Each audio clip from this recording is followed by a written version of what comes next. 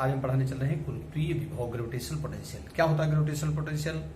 तुमको बताया गया है पूरी ब्रह्मांड में सारे पिंड जो होते हैं वो एक दूसरे पर फोर्स, बल अप्लाई करते हैं, लगाते हैं।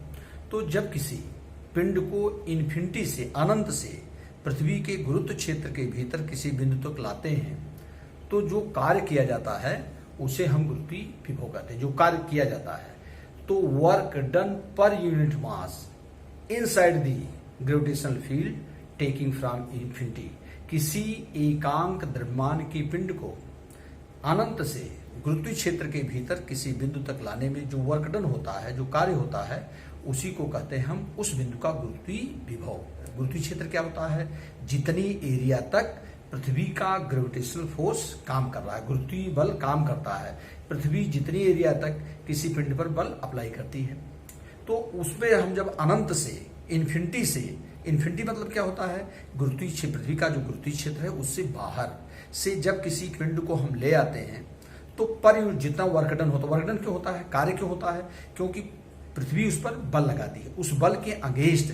और कौन सा बल लगाती है? अट्रैक्शन फोर्स, खींच रही है। लेकिन हम उसके खींचने के अपोज में उस पिंड को हम कहीं पर रखते हैं, कहीं पर ले आए हैं, कहीं पर स्थिर किए हुए हैं।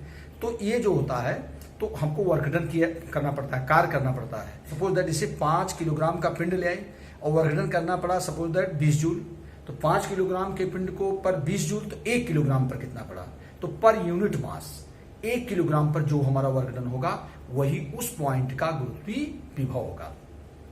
तो इस प्रकार से अब इसकी जो मेन डिफिनेशन है, किसी एकांक द्रव्यमान की पिंड को, जैसे 5 किलोग्राम है तो 1 किलोग्राम पर कितना होगा, या 10 किलोग्राम का है तो 1 पर कितना होगा, यही है।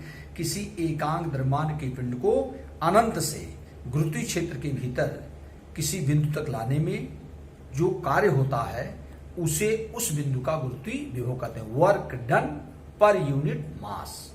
जैसे मान लीजिए पृथ्वी है, इसका द्रव्यमान, ये हमारी अर्थ है, इसका द्रव्यमान कैपिटल एम है, और यहां से इन्फिनिटी से किसी पिंड के द्रव्यमान को हम ले आए हैं। ये हमारा, जैसे ये पिंड हमारा है, इसका द्रव्यमान एम है, और यहां से किसी इन्फिनिटी से किसी पिंड को हम ले आए हैं, स्मॉल एम द्रव्यमान का पिंड है, और यहां पर इसकी दूरी कितना है? आर है।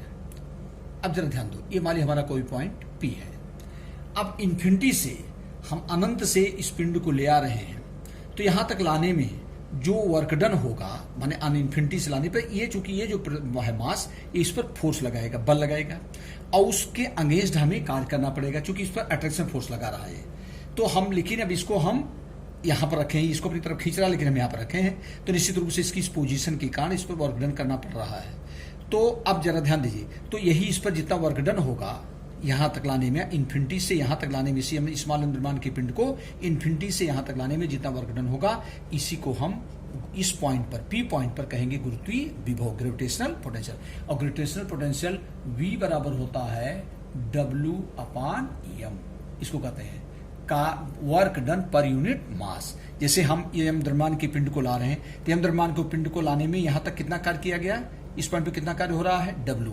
तो 1 पर कितना होगा? एम द्रव्यमान के पिंड पर W, तो 1 पर कितना हो जाएगा? W/m। यही जो W/m होगा, इसी को हम कहते हैं गुरुत्वीय विभव। V बराबर होता है W/m। इसका जो मात्रक होगा, मात्रक क्या होगा? मात्रक होगा इसका जूल प्रति किलोग्राम, जूल प्रति किलोग्राम, इसकी यूनिट होगी। इसका बिमी सूत्र क्या होगा? बिमी सूत्र जो होगा ये होगा W का होता है m L/2 T⁻⁻2 अपान m। अब ये सब कैंसिल हो जाएगा, तो हो जाएगा L/2 T⁻⁻2। ये इसका डायमेंशनल फार्मूला है। अब जरा हम इसका अब डेरिवेशन कर रहे हैं। अब सपोज दैट, जैसे मान लीजिए हम इन्फिनिटी से किसी पिंड को ले आए हैं इस पॉइंट पर, ये P है, इसको मान लीजिए हम पॉइंट मान रहे हैं Q, और इसकी दूरी जो है इस पॉइंट से EX है, EX है। अब जरा ध्यान दीजिए, और इसी पे इन्फिनिटी में हम किसी पॉइंट पर जो एक्सटर्नल फोर्स हमारा लग रहा है, ये मान लीजिए हमारा है dx, कितना, इसको अभी हम यहां से निकाल रहे हैं P से इन्फिनिटी तक, बाद में भी इन्फिनिटी से हम P तक निकालेंगे। तो ये जो डिस्प्लेसमेंट हमारा है Q से R, मान लीजिए कितना डिस्प्लेस किया गया, ये मान लिया हमारा पिंड जो है, ये स्मॉल द्रव्यमान का जो हमने पिंड बाहर से हम ले आए हैं, ये मान लीजिए हमारा कहाँ पर है, इस क्यू पॉइंट पर है, और इस क्यू से इसको आर तक डिस्प्लेस हमने कितना किया है, dx। तो वर्क डन क्या होगा, तो बिंदु क्यू पर लगने वाला बल। अब जरा समझो हम कैसे निकालें, जो कार्य क्या होता है, कार्य होता है बल गुणे विस्थापन। तो जैसे हमारे पिंड को हम इन्फिनिटी से हम ला रहे हैं एक ग्रेविटेशनल फील्ड के भीतर किसी पॉइंट पी पर, हम इसी पॉइंट पी पर हमको निकालना है ग्रेविटेशनल पोटेंशियल कितना है। तो जरा ध्यान दीजिए, हम मान ले रहे हैं कि यही पिंड हमारा पहले क्यू पॉइंट पर था, और क्यू पर है, और इसकी डिस्टेंस कितना है, इस पहले वाले पिंड से कैपिटल एम द्रव्यमान का जो पिंड इससे इसकी डिस्टेंस कितना है, x है। फिर हमने इसको कितना डिस्प्लेस किया है, dx स्मॉल में। तो पहले छोटा छोटा छोटा निकालेंगे, dx में कितना वर्क, टोटल तब कितना निकाल लेंगे, टोटल जो वर्क डन होगा यहां से लेकर पी से लेकर इन्फिनिटी तक इसको निकाल लेंगे। तो वही work done per unit mass जो आएगा वही गुरुत्वीय विभव होगा। तो देखो कैसे निकाल रहे हैं, तो हम सपोज दैट पहले क्यू पर मान रहे हैं, क्यू से और यहां पर जो है ये कितना डिस्प्लेस हुआ, dx मान लीजिए, हम मान ले रहे हैं ये dx से दूरी है।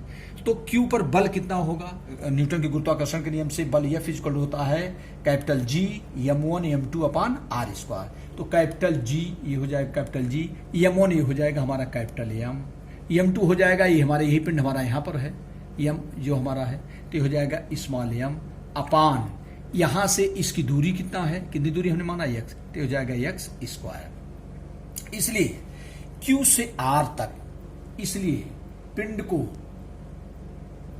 को Q से R तक ले जाने में किया गया कार्य, जैसे यहां तक सुनो, जैसे इन्फिनिटी हमको क्या निकालना है, इन्फिनिटी से P तक किया गया कार्य, लेकिन इन्फिनिटी कोई फिक्स पॉइंट तो है नहीं, तो हम इधर से निकाल रहे हैं। तो मान लीजिए हमारा पहले पिंड कहां पर था, Q था, जिसकी डिस्टेंस कितना है, m है, कोई पॉइंट Q मान ले रहे हैं, और इसको R तक छोटी डिस्टेंस हमने कितना मान लिया, dx। तो Q से R तक ले जाने में किया गया कार्य होता बल गुणे विस्थापन।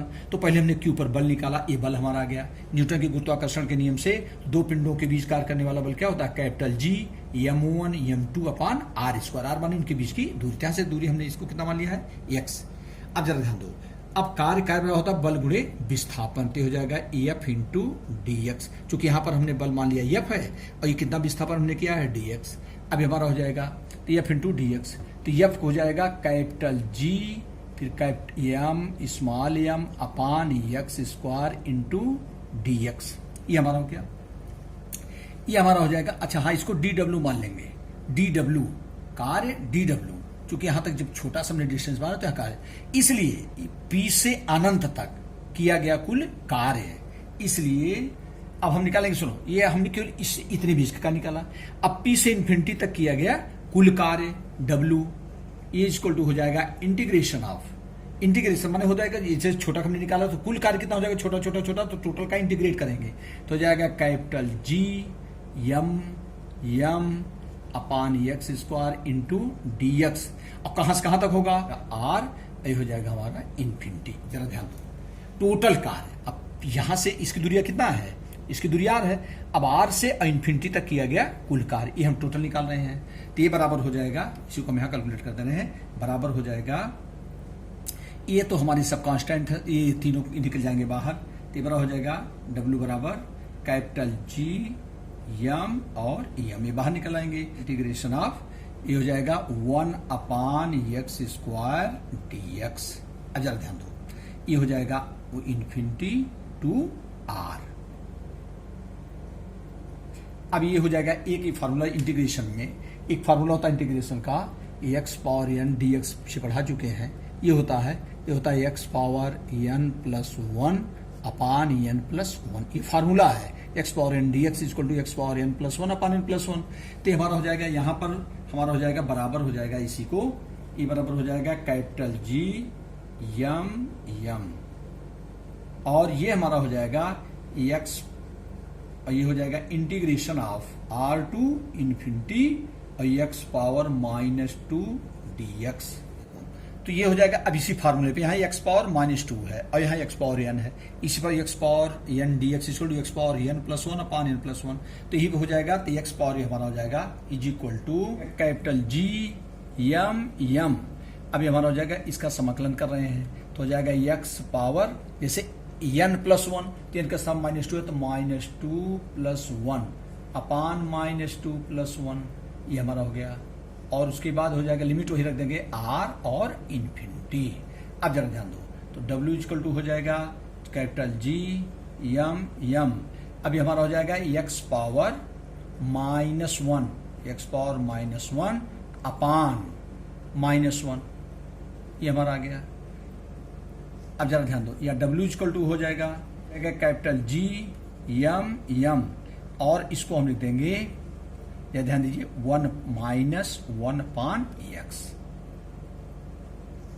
माइनस से हो गया, और x पावर -1 को लिख देंगे -1 अपान x। अब इसी रखेंगे।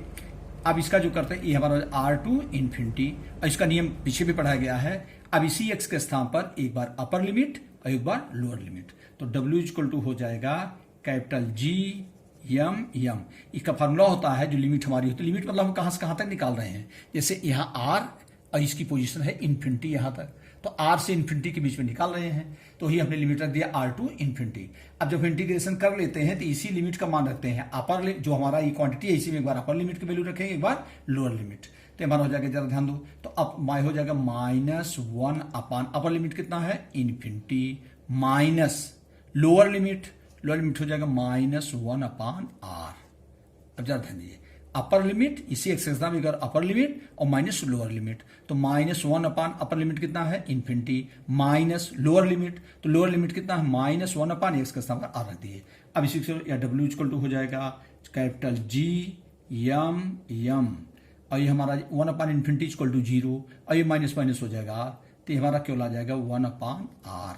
जरा ध्यान दो, चूंकि 1 अपान इन्फिनिटी इक्वल टू 0 हो गया और ये माइनस प्लस हो गया, तो 1 अपान आ रहा है, या W इक्वल टू आ जाएगा capital G m upon R, ये हमारा आ गया।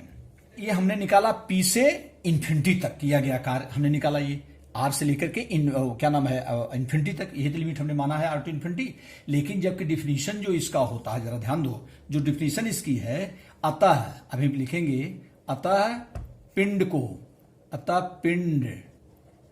स्मॉल m, ये जो पिंड है पिंड स्मॉल m को अनंत से, माने वही इन्फिनिटी, अनंत से P तक लाने में किया गया कार्य निकाला जो है, ये तो हम निकाले P से इन्फिनिटी तक, जबकि डिफिनेशन के रोटेशनल पोटेंशियल किया है कि किसी एकांक द्रव्यमान के पिंड को अनंत से पृथ्वी के गुरुत्व क्षेत्र के भीतर किसी बिंदु तक लाने में किया गया कार्य। तो गुरुत्व क्षेत्र के भीतर बिंदु को हमने माना P, जहां पर हमको पोटेंशियल कैलकुलेट करना है, तो इन्फिनिटी से ये हमने, जबकि ये सब जो हम निकाले हैं ये P से अनंत तक ले जाने में किया गया कार्य, जबकि डिफिनेशन में क्या होता है अनंत से किसी बिंदु तक, तो हम लिखते हैं अनंत से बिंदु P तक लाने में किया गया कार्य।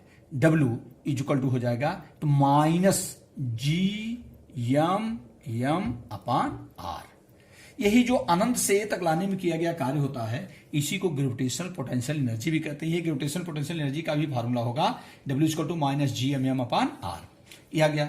अब जरा ध्यान दीजिए, इसलिए गुरुत्वीय विभव W इक्वल टू, इसलिए गुरुत्वीय विभव ग्रेविटेशनल पोटेंशियल क्या होता है, V इक्वल टू क्या होता है W अपान m, पीछे पढ़ा गया है W अपान m, तो W की वैल्यू क्या रख देंगे, ये W वैल्यू हमारा है, तो V इक्वल टू हो जाएगा -G m R और बटा m। अब इसे m से m कैंसिल हो गया, तो V इक्वल टू हो जाएगा -G m अपान R। ये हमारा है गुरुत्वीय विभव का फार्मूला। Thank you.